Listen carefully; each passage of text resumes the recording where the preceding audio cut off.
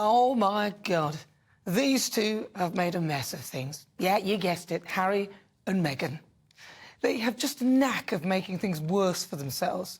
And this week saw the most staged stunt yet. Harry and Meghan's so-called surprising American recipients of the First Responsible Technology Youth Power Fund grant with phone calls to congratulate them.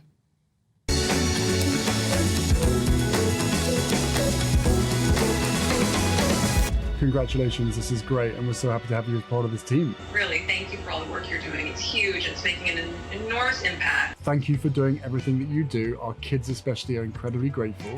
They don't know it yet. They don't know it yet. But they will. So good to talk to you. Bye. Bye. Thanks, everyone. Have a good Take one. care. Bye. Bye. So much for a surprise. I mean, who's holding the camera? Hang on a minute, they must have known that they were going to get this call, which means that these so-called surprised youths are actually acting. And frankly, they're about as convincing as Meghan. I mean, how fake is that? How stupid do they think we are? On Friday this week, Meghan celebrated her 42nd birthday. I say celebrated, but me, myself and I attended, as it would appear no one wants to be associated with the pair. For the first time since the Montecitomonas have been together, there was no public message from members of the royal family to acknowledge Meghan's big day. I mean, the previous year, when the Queen was alive, happy birthday messages were posted just after 9 a.m. by both Charles and Camilla via Clarence House, their official household at the time, and William and Kate via Kensington Palace. But this year, nothing. A deadly silence. Instead, the first post on the Prince and Princess of Wales Twitter account, now X account, was a congratulatory message to the makers of a film called Rhino Man. I mean, that says it all. Neither Lilibet nor Archie received birthday wishes this year either. Archie's 4th birthday falling on the King's coronation, which Meghan rightly didn't attend, and in which Harry was strategically obscured by a random red feather worn by Princess Anne and seated away from the senior members of the family. I mean, it's been a disastrous year for the pair, losing their Spotify deal, Netflix scaling back on their projects, and Prince Harry's court antics. Their so-called friends disappearing in their droves. The Beckhams have apparently distanced themselves, not happy with the accusation that they leaked information, as if they'd be bothered. I mean, despite what you think of David and Victoria, who are, in my view, national treasures, they at least have earned their money using their talents. Oh, sorry, that's not fair on H&M. They've perfected and monetised the art of whinging.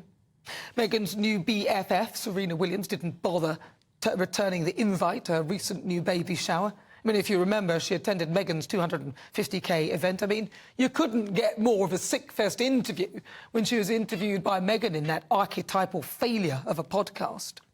I think you're funny, and I love that you are someone who always laughs at my jokes. either we're the only two people in the world who find each other funny, or we're genuinely funny. But I mean, most of our time chatting is just laughing. Remember the Women in Vision Awards? The Duke and Duchess of Hazzard were embroiled in what they described as a near-catastrophic car chase up and down the same street in gridlocked New York. I mean, this comedy gold moment led to the pair keeping what appeared a low profile. They seemed to be pursuing very separate goals, which sparked rumours that their marriage was heading the same way as their good friends the Trudeaus.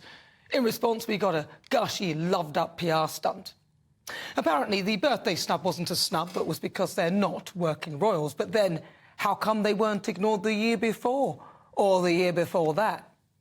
And this week, after being further snubbed by his dad, the King, Prince Harry has resurfaced doing exactly the same as he did when he was a royal, stuff for charity, but on his own terms, which, let's be honest, don't seem that good. Which begs the question, why they didn't just stick with the job as a royal instead of carving a niche as grifters.